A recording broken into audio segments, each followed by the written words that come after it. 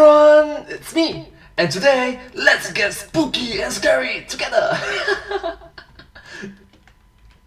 Doki Doki Literature Club, solved. Bendy and the Ink Machine, solved. Five Nights at Freddy's, solved. Maybe, then kind of retconned and solved again. I don't know, it's kind of solved. Yeah, remains to be seen. Anyway, today there's a new challenger, Poppy Playtime. And with only one chapter available, this thing is ripe for the theorizing. We've seen children's toys and games trying to kill us in the past, but it's never been anything like this.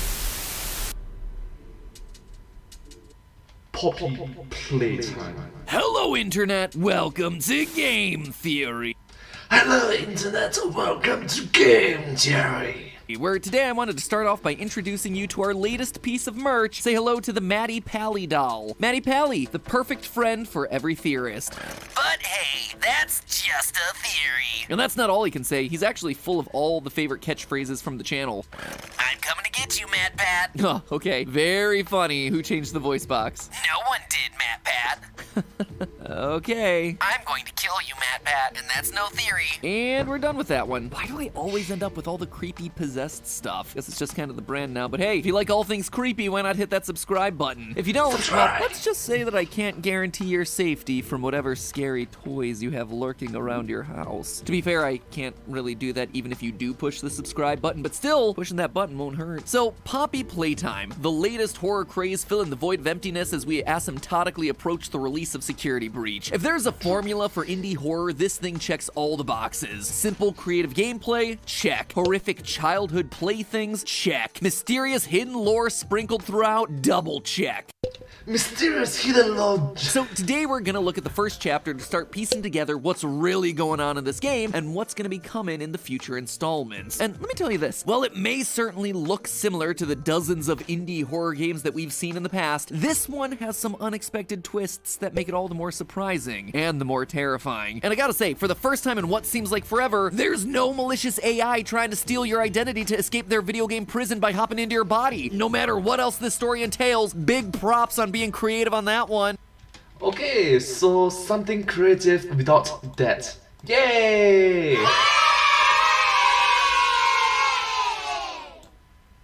Anyways, let's continue. When we boot up Chapter 1, we're told that we're taking on the role of an ex-employee of the Playtime company, finally returning to the factory years after everyone mysteriously disappeared inside. If that's Mysteriously disappeared. not a theorist invite, I don't know what is. What happened? Why are we the ones who remain? One click into this game and already there are so many questions circulating around. So, to start our adventure, we receive a note informing us that these missing Everyone thinks the South disappeared 10 years ago. We're still here. Find the flower. employees never actually left the building, alongside a VHS tape that introduces us to the titular character Poppy Playtime, a doll with hair that smells like poppies, weirdly realistic eyes, and the ability to have actual conversations. She is the first truly intelligent doll in the world. A little girl can talk to her, Poppy gives her answers. A Poppy can give her answers. Interesting. Especially when you must understand that Poppy is actually a flower. So yeah. Oh, speaking of which, flower rights, I can show you my trick. Alright. A leaf and a leaf equals flower! Oh my god, that was horrible. Oh my god, that was horrible. Which, gotta say, is a whole lot of red flags right off the bat. I've played enough horror games over the years to know that when inanimate objects start talking to you, you start running in the other direction. But, I don't know, it's a game. What else am I gonna do? I'm curious, so off to the factory we go. Right off the bat, we find a giant version of the popular Playtime company mascot, Huggy Wuggy. Huh, those cold dead eyes aren't ominous at all. Sure, nothing bad's gonna come from this guy. Now, watching playthroughs of Poppy Playtime, there is one thing that immediately stands out. Everyone high-fives Huggy. High five. High five, buddy! Hey! High five, man. Let's go, let's go, let's go. Even me. High five, Huggy. Boom! Apparently there's just some sort of primal reflex in our monkey brains. Raised hand equals high five. From there, we unlock the second hand of our grab pack. We get to build one of the toys, and look, it's that Muppet reject that we met earlier. Okay, so yeah, that happened. I didn't see that coming. Anyways, high five! Does it work? Yes. I can know this. Anyways, that's a little trick. Except now he's trying to kill us. Oh no, who could have seen that one coming? Oh no. I mean, to be fair, it is a legitimately terrifying encounter. Once we manage to escape the nightmare by throwing him down into the factory abyss, we see a large flower on the wall, along with all sorts of warnings about why we shouldn't go through that door. But nah, those people clearly didn't know what they were talking about. I really like it. It's like over there. It's like, go back, stop, danger. Then you still go in. We plow our way inside and find Poppy herself resting inside a glass case. Without any forethought or concern for our own well-being, we rip open the case because, of course we do. Do horror games not exist in these universes? We almost died in the arms of this giant Sesame Street reject. So why not just GTFO?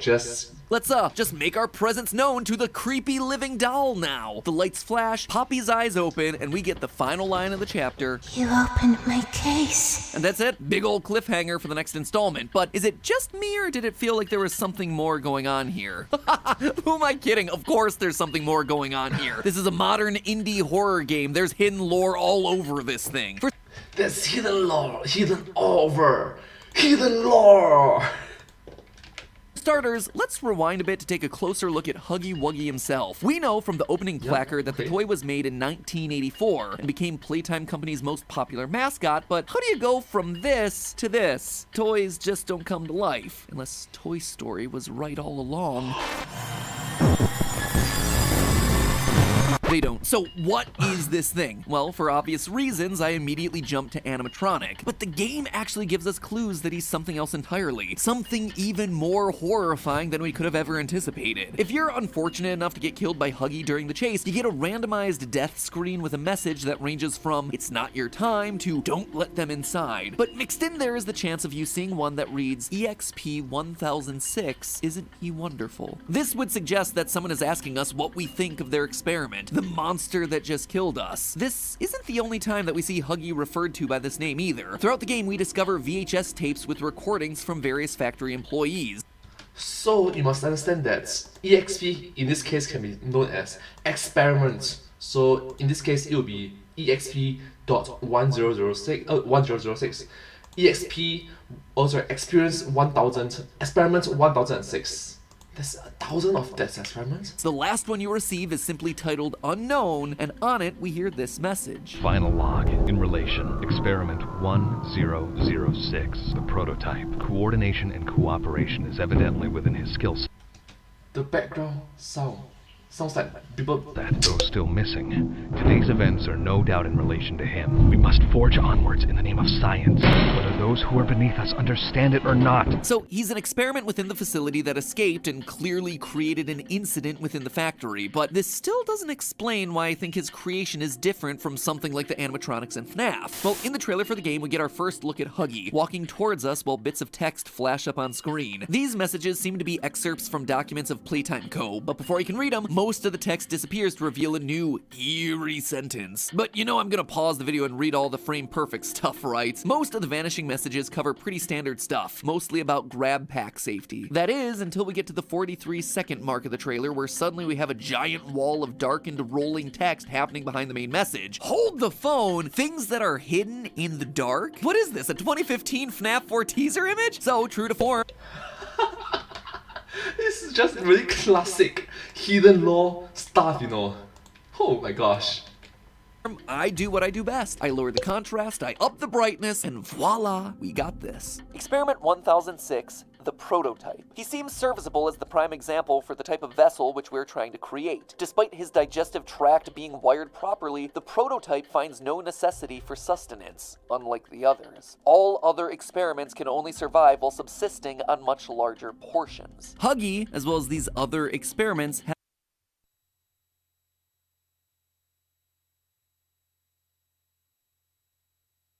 I'm sorry, why does it have a digestive tract when it's just a toy? has a digestive system. That's not something an animatronic possessed by the soul of a dead child would need. It leads me to believe that Huggy is a living organic creature, not just a stuffed toy turned sentient. Although, if we're reading this right, Huggy just kills for fun. He doesn't need to eat, unlike the others. Plus, if we take a look at the scene where you cause the walkway to collapse, Huggy falls into the factory below, hitting 2 pipes along the way. Notice notice anything unusual? Here's the before and after shot to make it easy for you. You see, there's blood on the pipes. Huggy bleeds. He is definitely organic, a literal living, breathing monster. But how are they turning toys into organic creatures? For that, let's actually turn our attention to the perfect toy herself, Poppy. When we're introduced to her in that initial VHS tape, we're told that she's perfect. She has hair that smells like poppies, which, side note, I looked into, and it turns out that poppies don't really have that much of a smell. Unless, of course, you're talking about opium poppies, in which case you're opening up a whole lot of messed up there. Okay, so let's keep this family friendly and wholesome. Thank you so much, and let's carry on. In the olden days, opium was used to relax and help you to sleep. No wonder this thing was a hit. It was a hit, literally a hit.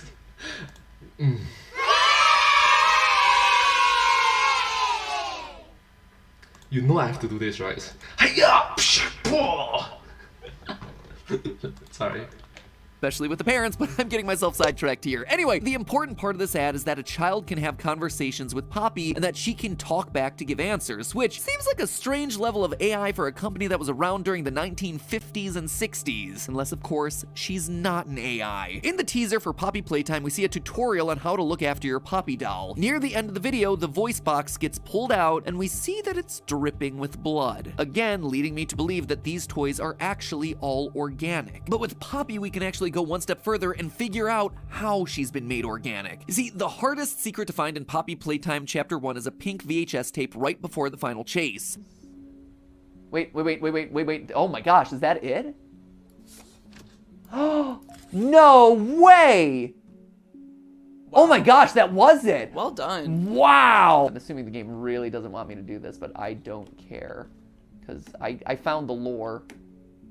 Oh no! If you manage to find it before getting locked out, the tape shows you an interview with a prospective employee, Stella Graber. She's a Jump! woman obsessed with living forever, wanting to be more like a child and longing to bring joy to children like her toys did for her. Your body just gets older and older, and then you die. Human bodies just can't stay young forever. This tape feels really random in the grand scheme of things. Like, why would we be shown this? Well, it starts to make much more sense in the context of living organic toys. So, anyways, from my perspective, it's inevitable that I will pass away. It's inevitable that I will die. Right? What's important about living is making the next generations, making the future a bit more better. Leaving a legacy, a positive legacy. Something that will benefit everyone. Improve our lives. Improve the life of the next generation, our offsprings. So yeah, be a role model and be someone that people can look up to in the future when they mention you. Embrace the process of being old. Embrace being old. Mature. Don't let aging scare you. Based on the way that she talks, Stella would be the perfect candidate for some experiments that Playtime were running. I believe that they used employees, specifically Stella, to make Poppy. Not just transferred her consciousness either, but used her physical body, their digestive systems, their brains, and in the case of Poppy, Stella's eyes. It seems like an extreme leap to make, but look at Poppy's eyes in the video. Tell me that those aren't human. You don't just add capillaries to your cute little doll's eyes. This would also align with the whole bleeding thing. Organic bodies made of flesh and organs that can bleed. It's also worth mentioning that the voice actor for Stella is the same as the voice actor for Poppy. This may just be because of limited voice actors, but it also feels like an interesting detail to call out. If I'm right about Stella and Poppy being one and the same, I think it gives us a pretty good idea of what her part is in the wider story. The general consensus online is that Poppy is gonna be the big bad. I mean, the game's got her name on it after all, but for me, I'm not so sure. I don't believe that Stella would be mad about being turned into a toy. I think that, honestly, she'd be delighted. She would not be delighted, however, in being locked away in a sealed glass case. Listen to that final line again when we open the glass case at the end of Chapter 1. You opened my case. It sounds like a confused, but thankful response. By being locked away, she hasn't been able to go out into the world and bring joy to children. It's not much of an existence living inside a tiny box. Believe me, I know, doing this many videos every week, I've become very used to the confined space of my recording closet.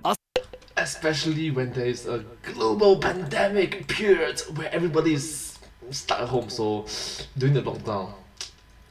Quarantine. Coming along and freeing her? I think that's gonna be the rescue that she's been longing for. Some of the death messages also lead me to believe that Poppy isn't trying to kill us. Look again at these screens. I need you alive. It's too early to die. Death isn't permanent. Who is talking to us in these screens? Well, I think it's Poppy. She's the only other character that we've been introduced to so far, so if it's not her, it kinda has to be someone else that we haven't really met yet. She's calling out to us. She needs us, and it's not just for her sake either. Another death screen reads, "More lives are at risk than just yours." Whoever this person is, they're hoping that we can help all of the vanished employees. And it doesn't end there. There's one final death screen to call out. This one, which looks like somebody head-desked their keyboard repeatedly, but it actually appears to be Cyrillic characters, or at least approximately close to Cyrillic characters.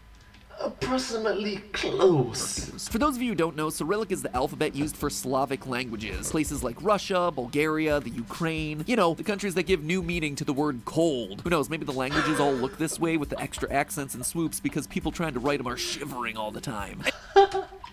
So in general, in the Asian countries, we call these Caucasian countries are more the fun facts. So more you know. Anyway, for it being Cyrillic, it actually looks to be a simple substitution cipher, with different characters representing different characters from the Latin alphabet that we're more familiar with. Notice these two in a row right here, probably EE or OO. Using that as our base and trying lots of different combinations, we can't come to a definitive conclusion. There just isn't enough letters here, but stay, they need help, certainly fits the pattern that we're seeing in the letters, which again hints at the fact that these are people, ex-employees trapped inside the bodies of the monsters looking to escape. All of this points to Poppy becoming our companion. Maybe she'll help us solve puzzles by getting into spaces that we can't, or she'll be able to distract the monsters while we progress, or she'll just be our guide through the factory maze, kind of like GLaDOS the potato from Portal 2. But in some small way, I think that she's gonna be helping us both save herself and all the others. So if Poppy is our helper, then who's our big bad? Well, remember the trailer? While discussing Huggy, it mentioned others. So did the VHS tape. We know that Huggy is experiment 1006, which, if this scientist has any respect for logical procedure, would imply that he's actually the 6th experiment they've created. Or maybe it is 1006 experiments. Sure, they call him the prototype, but he's gained that name because, as the trailer said, he seems serviceable as the prime example for the type of vessel that we're trying to create. So they thought they'd got the experiment right that time, but clearly there were others before him, all with cognitive ability, but these ones are gonna be hungrier. They're gonna be more bloodthirsty than Huggy. And gotta admit, he was already pretty bad. So then who or what came before? Well, during the course of the game, we're actually made aware of 5 other toys that Playtime creates. Candy Cat, Boogiebot, Brawn, Cat Bee, and a pink version of Huggy, which we'll call Ms. Huggy. If Huggy was experiment 1006, with 5 other toys available, I think it's likely that they're gonna be the monsters that show up in future chapters. But kicking us off in chapter 2, I believe, will be Cat Bee. Why? Well, because as much as there are references to all the other toys throughout the factory, Cat Bee's the one that has an active part in this chapter of the story. After getting the storeroom tape, we see a conveyor belt, which is covered in Cat Bee parts. Once we crawl through the vents, we end up at an assembly line, where we then proceed to activate and create a Cat Bee toy. The others have all been background characters to the chapter, but we actively create Cat Bee, which seems like a metaphor for the humans creating monsters, and that points me in the direction of Cat Bee being our next big bad. But all of it leaves me with one final question. Clearly Poppy put Playtime on the map in the 1960s, based on the vintage style of the Poppy ad and the... Wait, I just noticed it's $5.99. If it's an actual human being inside, $5.99 is a bit cheap. Even if it's $599, it's too cheap. Come on, human life is way more than that. It's priceless. The fact that the ad is actually in color, which is something that wasn't available until the 1960s. Huggy Wuggy was invented in 1984, after Poppy. So if Poppy was a human experiment and she was perfect, then why are Huggy and all the other experiments then monsters? Well, my theory is that Poppy was a human experiment done back in the 1960s and was a roaring success, but the secret to how it was done was kept under wraps. And as dolls came out of fashion, the company had to evolve, creating new colorful toys like Candy Cat, Cat and Huggy Wuggy. We can see, based on the toy packaging, that this went on for some time. Huggy's packaging is very similar to those of the 1980s. Boogie Bot and Candy Cat look much more like toys from the early 2000s. Clearly, the company was able to survive for a long time, but it wasn't enough to keep the company afloat, and so someone in the factory decided to pursue new innovations to bring Playtime Co. back to its former glory. Innovation is key, after all, as we see in one of the death screens. Without any knowledge of how they managed to successfully create Poppy, the scientists get to work trying to recreate the magic. Toys that would come to life, acting like pets for children, bring them joy. Once again, they succeed in creating something organic, but they miss the one human element that made the original Poppy experiment successful. To make it successful. Okay, so that in the games there's a difference between a toy and a doll. The more you know.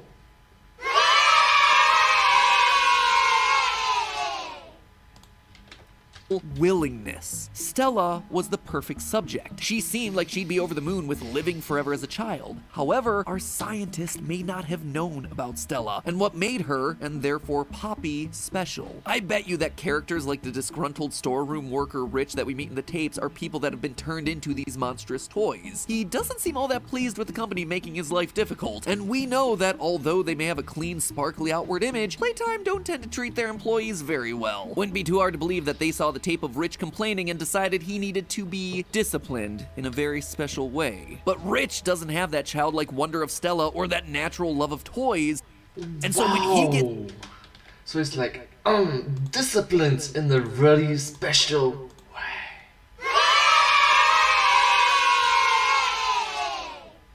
Okay, I stopped. That was still super creepy. It's made into one, he becomes a monster. The experiment backfires and starts killing the employees. The scientist locked himself away in the same room that we found Poppy. She was patient zero, locked away in the case to protect and study her. Until, of course, we come along and set her free. There you have it, friends. My predictions for Poppy Playtime. Was I right? Was I wrong? I guess we're just gonna have to wait and see. But hey, that's just a theory. A game theory. Thanks for watching.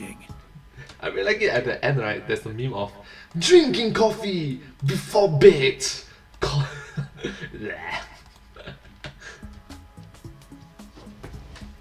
Wow. So anyways, thank you so much for watching this video. This video has been very thought-provoking and it's a very unique and special perspective into the horror genre. Anyways, I hope that you like this video as much as I did. If you do like this video, please remember to like, share, subscribe, and comment down below if you have anything to share with us. And don't forget to follow my channel as well. Thank you so much, and I hope to see you in my next video. But hey, that's just a theory, a game theory. Thanks for watching. Thank you.